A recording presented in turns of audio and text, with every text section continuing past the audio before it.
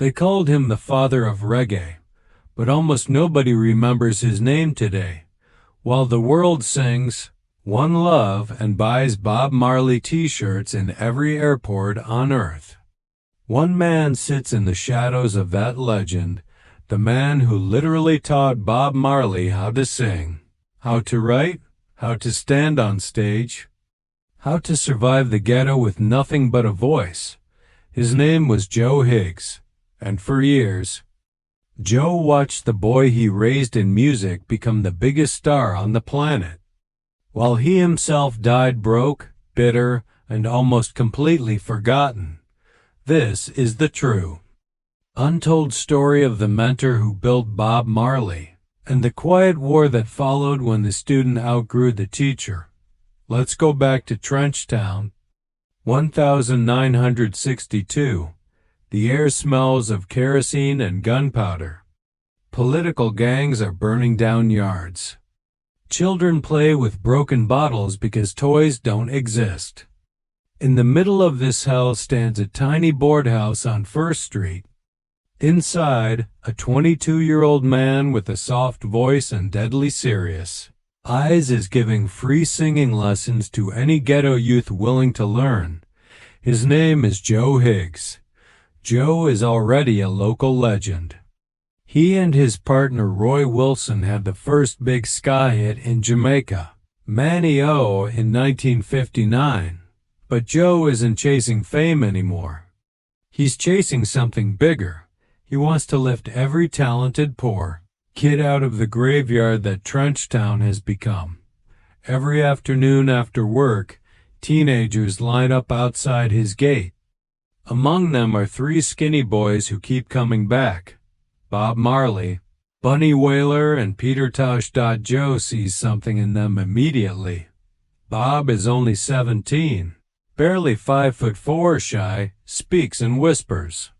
His high voice cracks when he gets nervous. Bunny sings beautiful harmonies but can't stay in key under pressure. Peter is all anger and fire. He can shout, but he can't control pitch. Joe takes them in like sons. For the next 3 years, almost every single day, Joe Higgs teaches them everything. How to breathe from the stomach so your voice never breaks. How to blend 3 voices so perfectly it sounds like one angel. How to write lyrics that make a rude boy cry. How to move on stage without looking stupid. How to read the Bible and Marcus Garvey at the same time and turn both into songs. He drills them for hours under the hot zinc roof. When they mess up, he makes them start over. When they get it right, he smiles the rarest smile in Trenchtown. Bob later said, "Joe Higgs was the greatest teacher I ever had. Everything I know about music, Joe teach me." Bunny Wailer said, "If Joe never exist, the Wailers never exist." Peter Tosh, who hated almost everybody, once admitted, "Joe was the only man me ever respected enough to take correction from. But Joe never asked for money. He fed them when they were hungry. He let them sleep on his floor when the gangs were hunting them. He even bought Bob his first good guitar string when Bob's broke. By 1963, the Wailing Wailers were ready. Their first audition at Studio One, Coxsone Dodd asked, "Who taught you to sing like this?" Bob pointed straight at Joe sitting quietly in the corner. "Him." "Simmer down," exploded. #1 for 2 months. Suddenly the 3 boys Joe trained in his backyard were the biggest act in Jamaica. Joe smiled proudly, then went home to his same little board house and kept teaching the next batch of hungry kids. That's when the slow fracture began. 1964, 1966. Wailers record dozens of classics. Rude Boy, One Love, the early ska version, Put It On. Every single harmony arrangement comes straight from Joe Higgs' lessons. but Joe's name never appears on the records. In Jamaica back then, producers didn't credit vocal coaches. Joe got nothing except the joy of hearing his students on the radio. Still, he never complained. He kept showing up. Then came 1966. Bob married Rita, moved out of Trenchtown for a while, went to America to work in a car factory. The Wailers almost broke up. Joe kept Bunny and Peter together, rehearsing every day. Refusing to let the dream die. When Bob came back in 1967, broke and depressed, it was Joe who welcomed him. Joe who said, "Come, let we start again." They started writing the first conscious reggae songs together, songs about slavery. Babylon, Africa. Joe Higgs was the first real Rastaman most of them ever met. He introduced Bob to the teachings of Haile Selassie, to Leonard Howell, to the idea that music could be revolution. Bob's dreadlocks, his herb smoking, his entire spiritual transformation. The seed was planted by Joe. But now the student was becoming the master. 1970-1971. The Wailers are still struggling. Lee's Scratch Perry is producing their heaviest, most revolutionary tracks, Duppy Conqueror, Small Axe, Kaya. Joe is still there in the studio, advising, arranging, sometimes even singing background. But his own solo career is going nowhere. Labels don't want a teacher. They want pretty young faces. Joe starts to feel the sting. 1972. Chris Blackwell signs the Wailers to Island Records for £8,000, more money than anyone in Trenchtown has ever seen at once. The world is about to change forever. Catch a Fire is recorded in 1973. Joe Higgs is invited to London to help with final vocals and harmonies. He flies first class for the first time in his life. He walks into Basing Street Studios and helps turn raw Jamaican tracks into the album that will conquer the planet. But when the album cover is printed, Joe's name is nowhere. Not even in the thanks to section. That hurt. Burnin' comes out 6 months later.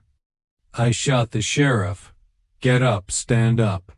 The world loses its mind. Eric Clapton covers the song and goes to #1 in America. Suddenly Bob Marley is on the cover of Rolling Stone. Joe Higgs watches from Jamaica. Still living in the same tiny house, still giving free lessons. In late 1973, Bunny Wailer and Peter Tosh quit the band. They are angry about money, angry about touring. Angry that Bob is becoming the face while they feel like backup. Chris Blackwell needs a replacement fast for the upcoming world tour. He calls Joe Higgs. Joe flies to London again. He rehearses with the new Wailers lineup. He is literally saving the most important reggae tour in history, but at the last minute, Blackwell changes his mind. He decides a family act. The I3s with Rita, Marcia, and Judy will sell more tickets to white audiences. Joe is sent home. That was the moment everything broke. Joe came back to Jamaica crushed. The man who taught Bob Marley how to sing was replaced by Bob Marley's wife and her friends. He never forgave. For the next 8 years, Joe Higgs watched Bob conquer the world. Exodus, Kaya, Survival, Uprising, stadiums, private jets. Covers of Time and Newsweek. Bob becomes the first third world superstar in history. Joe records beautiful solo albums. Nobody buys them. He tours Europe opening for people who once opened for him. He returns to Trenchtown poorer than when he started. In interviews, Bob always praised Joe, but gently, carefully. Like a son who has outgrown his father and doesn't want to hurt him. Joe's interviews grew bitter. In one famous 1980s radio interview, Joe said, "I gave that boy my soul. I gave him my knowledge, my time, my food, my bed. And when the plane took off to Babylon, they forgot to buy teacher ticket." He never called Bob ungrateful in public. But the pain was there. Friends say privately Joe felt erased. The world thought Bob Marley invented reggae harmony, invented conscious lyrics, invented the entire Rastaman vibration. Almost nobody knew it was Joe Higgs who sat with the 17-year-old Bob for 3 years and built the blueprint. Bob tried to help quietly. He sent money sometimes. He brought Joe on stage at the One Love Peace concert in 1978 for one song. The crowd barely recognized him. Joe walked off feeling like a museum piece. When Bob got sick in 1980, Joe visited him in Germany. They talked for hours. Some say they cried. Some say they argued. Nobody knows exactly what was said, but when Joe came home, he told friends, "We made peace." Ja no. Bob died on May 11, 1981. Joe Higgs lived another 18 years, still teaching, still poor, still proud. In 1999, throat cancer took him. He died in Los Angeles, far from Trench Town, with almost no money in his pocket. Only a few hundred people came to the funeral. Compare that to the 500,000 who lined the streets when Bob was buried. Today, if you walk through Trenchtown and ask young people who Joe Higgs was, most will say, "Bob Marley father?" or "some old singer?" That is the final tragedy. Joe Higgs never wanted statues or millions. He only wanted the truth to be told, that before there was a Bob Marley the world worshipped, there was a quiet, generous man on First Street who gave everything so a poor village boy could teach the planet how to love. Bob himself said it best in a rare 1979 interview. People always ask where reggae come from. Reggae come from sufferation. But the harmony, the message, the way we sing together like one voice, that come from one man. Joe Higgs. Without him, no me. Simple.